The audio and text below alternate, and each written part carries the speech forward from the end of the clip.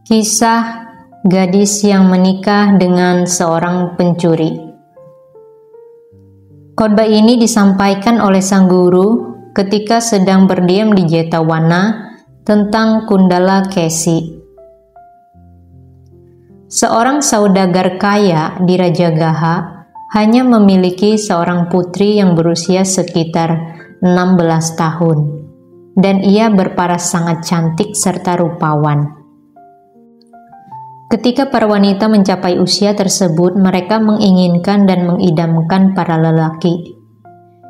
Kedua orang tuanya mengurungnya di dalam kamar yang mewah di lantai teratas dari istananya yang bertingkat 7, dan memberikan seorang budak wanita untuk melayani kebutuhannya. Suatu hari, seorang pemuda pinggir kota ditangkap karena melakukan pencurian. Mereka mengikat kedua tangannya di belakang dan menyeretnya ke tempat eksekusi, mencambuknya di setiap persimpangan jalan. Putri saudagar mendengar suara teriakan keramaian, berkata kepada dirinya sendiri, "Siapakah itu?" sambil memandang ke bawah dari puncak istana dan melihat lelaki itu. Ia langsung jatuh cinta dengan dirinya, sehingga ia pun berdiam diri di tempat tidurnya dan menolak untuk makan. Ibunya bertanya kepadanya, "Apa yang terjadi, putriku tercinta?" "Jika saya mampu mendapatkan lelaki itu yang ditangkap karena mencuri dan telah diseret melewati jalanan, maka hidup saya akan menjadi berharga. Tetapi jika tidak, maka hidup saya ini tidak berharga lagi. Saya akan mati di sini sekarang juga." "Jangan berbuat seperti ini, putriku tercinta. Kamu dapat mencari suami lain yang memiliki kedudukan yang setara dengan dirimu, baik dalam kasta, keluarga, dan kekayaan." "Saya tidak ingin memiliki lelaki lain. Jika saya tidak mendapatkan lelaki itu, maka saya akan mati." Sang ibu, karena tidak mampu menenangkan putrinya, memberitahukannya kepada sang ayah. Namun sang ayah juga tidak mampu menenangkan putrinya. Apa yang harus dilakukan, pikirnya. Ia mengirimkan uang sebanyak 1.000 keping kepada pengawal raja yang telah menangkap pencuri itu dan yang mendampinginya ke tempat eksekusi, dengan berkata, "Ambillah uang ini dan kirimkan pencuri itu kepada saya." "Baiklah," kata pengawal raja. Ia mengambil uang tersebut, membebaskan pencuri itu, mengeksekusi lelaki lain, dan mengirimkan pesan kepada raja. Pencuri itu telah dieksekusi paduka. Saudagar menikahkan putrinya dengan pencuri itu. Putrinya mencoba untuk memikat hati suaminya, dan sejak saat itu, dengan memakai segala perhiasan, ia sendiri menyiapkan makanan untuk suaminya. Setelah beberapa hari berlalu, pencuri itu berpikir dalam dirinya, "Kapankah saya bisa membunuh wanita ini, mengambil perhiasannya, dan menjualnya sehingga saya dapat menyantap makanan di kedai minum? Inilah caranya." Ia berdiam diri di tempat tidur dan menolak untuk makan. Istrinya menghampiri dirinya dan bertanya, "Apakah kamu sedang sakit?" "Tidak, istriku." "Lalu apakah kedua orang tua saya memarahi kamu?" "Mereka tidak memarahi saya, istriku." "Lalu apa masalahnya?" "Istriku, pada hari ketika saya diikat dan diseret melewati jalanan, saya menyelamatkan nyawa saya sendiri dengan berikrar untuk memberikan persembahan kepada dewa yang menghuni jurang perampok. Saya juga dapat memperistri kamu karena kekuatan kesaktiannya. Saya sedang memikirkan bagaimana caranya agar saya dapat memenuhi ikrar untuk memberikan persembahan kepada dewa itu." "Suamiku, jangan khawatir. Saya akan pergi memberikan persembahan. Beritahukan saya apa saja yang diperlukan. Bubur nasi yang banyak, dibumbui dengan madu, dan 5 jenis bunga, termasuk bunga laja. Baiklah suamiku, saya akan menyiapkan benda persembahan. Setelah menyiapkan semua benda persembahan, ia berkata kepada suaminya, "Kemarilah suamiku, mari kita pergi." "Baiklah istriku, biarlah para kerabatmu tetap tinggal. Pakailah pakaianmu yang mahal dan hiasi dirimu dengan permata yang berharga. Dan kita akan pergi dengan perasaan sukacita sambil tertawa dan bersenang-senang." Ia melakukannya sesuai yang diperintahkan. Ketika mereka telah di kaki gunung, pencuri itu berkata kepadanya, "Istriku, mulai dari tempat ini biarlah kita berdua saja yang pergi. Kita akan mengirim pulang sisa anggota rombongan dengan sebuah gerbong kereta. Kamu bawalah kendi yang berisi benda persembahan dan angkatlah sendiri." Ia melakukannya sesuai yang diperintahkan. Pencuri itu menggendongnya dan mendaki gunung itu hingga puncak jurang perampok. Salah satu sisi gunung itu dapat didaki oleh manusia, tetapi sisi lainnya adalah sebuah jurang yang terjal, tempat para pencuri jatuh dari atas hingga tubuh mereka hancur berkeping-keping sebelum tiba di bagian dasar. Oleh karena itu, tempat tersebut diberi nama jurang perampok. Dengan berdiri di puncak gunung itu, ia berkata, "Suamiku, serahkan benda persembahan." Suaminya tidak memberikan jawaban. Ia kembali berkata, "Suamiku, mengapa kamu diam saja?" Lalu ia berkata kepadanya, "Saya tidak membutuhkan pemberian benda persembahan. Saya memperdayai kamu dengan membawa kamu ke sini beserta benda persembahan. Lalu mengapa kamu membawa saya ke sini, suamiku?" "Untuk membunuh kamu, merampas perhiasanmu, dan kabur." Karena merasa takut dengan kematian, ia berkata kepadanya, "Suamiku, baik perhiasan saya maupun diri saya sendiri adalah milikmu. Mengapa kamu berkata seperti itu?" Berulang kali ia menasihatinya, "Janganlah berbuat seperti ini." Tetapi jawabannya selalu, "Saya akan membunuhmu." Setelah itu, "Apa yang kamu dapatkan dengan membunuh saya? Ambillah perhiasan ini dan ampunilah nyawa saya. Mulai saat ini, anggaplah saya sebagai ibumu, atau biarlah saya menjadi budakmu dan saya akan bekerja untukmu." Segera berkata demikian, ia mengucapkan bait berikut, "Ambillah gelang emas ini beserta semua batu permata. Ambillah semua dan terimalah dengan senang hati. Panggillah saya sebagai budak wanitamu." Pencuri itu mendengarnya, berkata kepadanya, "Apapun yang kamu katakan, bila saya mengampuni nyawamu, maka kamu akan pergi memberitahukan semuanya kepada kedua orang tuamu. Saya akan membunuhmu. Itulah yang ingin saya sampaikan. Janganlah menangis terlalu banyak." Setelah berkata demikian, pencuri itu mengucapkan bait berikut ini, "Janganlah menangis terlalu banyak. Cepat ikatlah semua barang milikmu.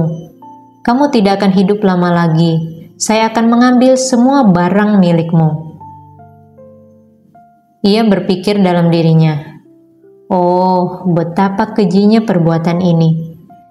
Meskipun begitu, kebijaksanaan bukan dibuat untuk dimasak dan dimakan, tetapi untuk membuat para lelaki melihat sebelum melakukan sesuatu. Saya akan mencari cara untuk mengadakan kesepakatan dengan dirinya.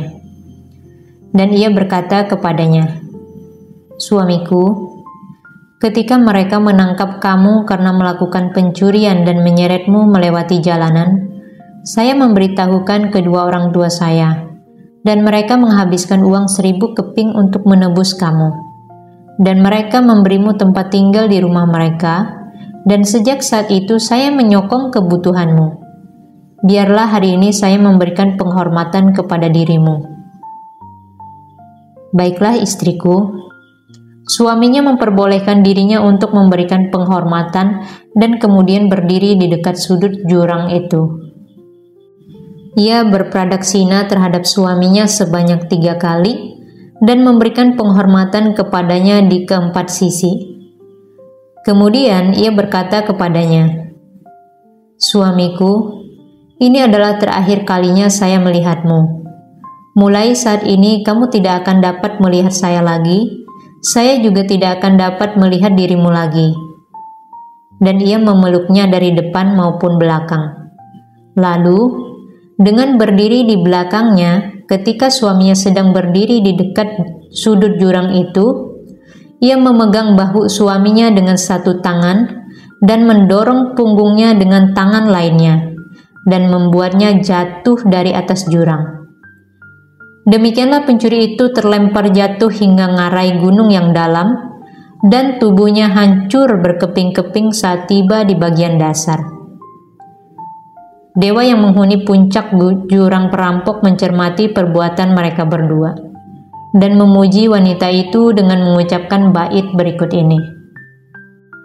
Kebijaksanaan tidak selalu hanya dimiliki oleh para lelaki. Seorang wanita juga bijaksana, dengan memperlihatkannya sekarang dan kelak. Setelah menjatuhkan pencuri itu dari atas jurang, wanita itu berpikir dalam dirinya, "Jika saya pulang ke rumah, maka mereka akan bertanya kepada saya, 'Di manakah suamimu?' Dan jika saya menjawab pertanyaan mereka, 'Saya telah membunuhnya,' maka mereka akan menusuk saya dengan menggunakan ketajaman lidah mereka, dengan berkata, 'Kami menebus bajingan itu dengan uang 1000 keping dan kini kamu malah telah membunuhnya.' Namun, jika saya berkata, 'Ia hendak membunuh saya demi perhiasan saya,' maka mereka tidak akan mempercayai perkataan saya. Saya tidak akan lagi mempunyai kepentingan dengan rumah saya." Ia membuang perhiasannya, pergi ke dalam hutan, dan setelah berkelana hingga suatu saat ia tiba di sebuah tempat pertapaan para bikuni. Ia membungkukkan badan dengan penuh hormat dan berkata, "Ayah, mohon tahbiskanlah saya menjadi anggota sangga bikuni." Maka mereka pun menahbiskan dirinya menjadi seorang bikuni. Setelah ia menjadi seorang bikuni, ia bertanya, "Ayah, apakah tujuan dari pelaksanaan kehidupan suci Anda?" "Awuso, pengembangan alam jana melalui meditasi objek perenungan 10 kasina, ataupun menghafalkan 1000 tesis kebenaran. Itulah tujuan tertinggi dari pelaksanaan kehidupan suci. Saya tidak mampu mengembangkan pencapaian alam jana, Ayah, tetapi saya akan berusaha menguasai ribuan tesis kebenaran." Ketika ia telah menguasai ribuan tesis kebenaran, mereka berkata kepadanya, "Kamu telah cukup mahir. Sekarang pergilah ke seluruh pelosok Jambudipa dan carilah seseorang yang mampu membantah tesis darimu." Nampaknya ia telah ditabiskan menjadi seorang pertapa dari kelompok pertapaan lain. Maka setelah menaruh sebuah ranting pohon jambu di tangannya, mereka meninggalkan dirinya dengan berkata seperti ini, "Pergilah saudari, jika seorang umat lelaki awam mampu membantah tesis darimu, maka jadilah budaknya. Jika seorang biku yang mampu membantah tesis darimu, maka masuklah menjadi anggota sangha sebagai seorang bikuni." Setelah menggunakan nama bikuni Jambudipa, ia meninggalkan tempat pertapaan dan pergi berkeliling dari tempat ke tempat sambil bertanya kepada setiap orang yang dijumpainya.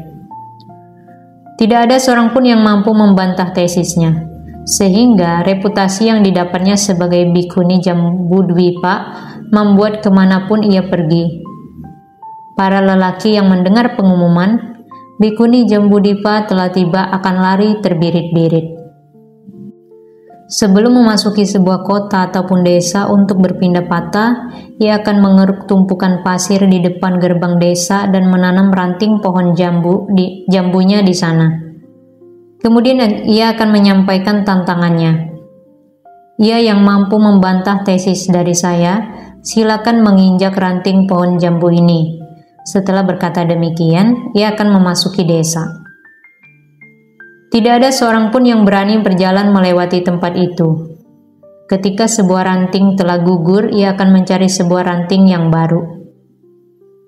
Setelah melakukan perjalanan dengan cara seperti ini, ia tiba di Sawathi, menanam ranting pohon seperti sebelumnya di depan gerbang kota, menyampaikan tantangannya dengan cara yang sama dan pergi berpindah patah. Sekelompok anak lelaki berkumpul di sekitar ranting pohon itu dan menunggu apa yang akan terjadi. Tak lama berselang, Sariputta-thera yang telah selesai berpindah patah, bersantap sarapan dan sedang berjalan pulang dari kota itu, melihat para anak lelaki sedang berdiri di sekitar ranting pohon itu dan bertanya kepada mereka, "Apa maksudnya ini?" Para anak lelaki itu menjelaskan permasalahan tersebut kepada Sang Thera. Sang Thera berkata, "Pergilah, wahai anak-anak, injaklah ranting pohon itu." "Kami tidak berani melakukannya, Bhante. Saya yang akan menjawab pertanyaan. Kalian pergilah dan injak ranting pohon itu." Perkataan Sang Thera memberanikan para anak lelaki itu. Mereka langsung menginjak ranting pohon itu, berteriak dan menendang timbunan debu. Ketika bikuni itu kembali, ia memarahi mereka dengan berkata, "Saya tidak ingin berdebat tesis dengan kalian. Bagaimana kalian bisa menginjak ranting pohon ini?" Sang Thera yang kami muliakan menyuruh kami untuk melakukannya. "Bhante, apakah Anda menyuruh mereka untuk menginjak ranting pohon saya?" "Ya, Awuso." "Baiklah kalau begitu, mari berdebat tesis dengan saya." "Baiklah, saya akan melakukannya." Tatkala fajar menyingsing, ia pergi ke tempat kediaman Sang Thera untuk mengajukan pertanyaannya. Seluruh kota menjadi bergelora. Orang-orang saling berkata satu sama lain, "Mari kita pergi mendengarkan pembicaraan antara kedua orang yang terpelajar itu." Setelah mendampingi bikuni pergi dari kota menuju tempat kediaman Sang Thera, mereka membungkukkan badan terhadap Sang Thera dan duduk dengan penuh hormat di satu sisi. Bikuni itu berkata kepada Sang Thera, "Bhante, saya ingin memberikan sebuah pertanyaan kepada Anda." "Silakan tanya, Awuso." Maka ia bertanya ribuan tesis kebenaran kepadanya. Setiap pertanyaan yang diberikan oleh bikuni itu berhasil dijawab oleh Sang Thera dengan benar. Lalu Sang Thera berkata kepadanya, "Kamu hanya menanyakan pertanyaan-pertanyaan ini? Apakah ada pertanyaan lain?" "Hanya ini semua, Bhante." "Kamu telah menanyakan banyak pertanyaan. Saya hanya akan menanyakan satu buah pertanyaan kepada kamu. Apakah kamu akan menjawabnya?" "Silakan tanya, Bhante." Kemudian Sang Thera memberikan pertanyaan berikut untuknya. "Apakah yang dimaksud dengan satu?" Ia berkata dalam dirinya, "Saya harus mampu menjawab pertanyaan ini."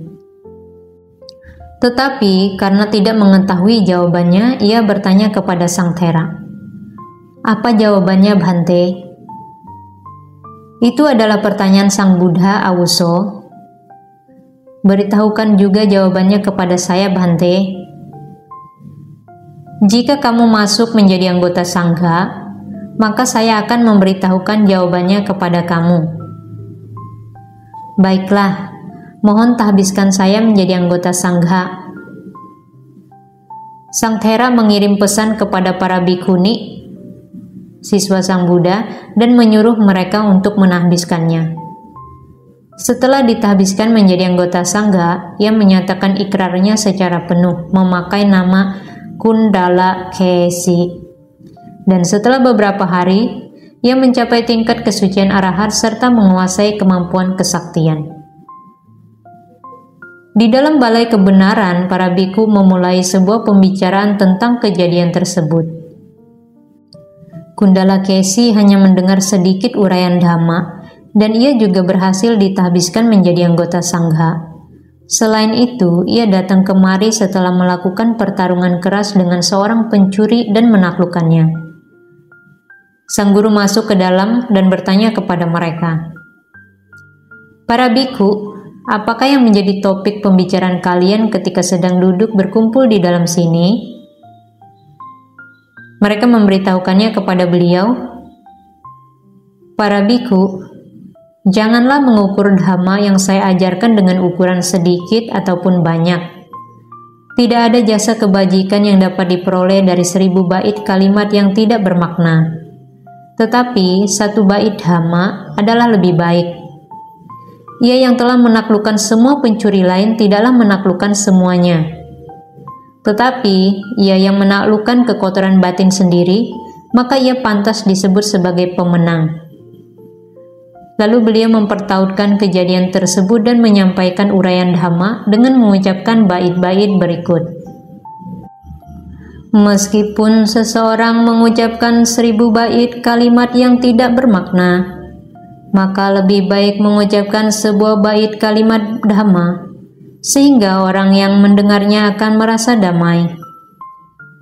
Meskipun seseorang telah 1000 kali menaklukkan 1000 orang di dalam pertempuran, ia hanya akan menjadi penakluk yang paling kuat bila dapat menaklukkan dirinya sendiri."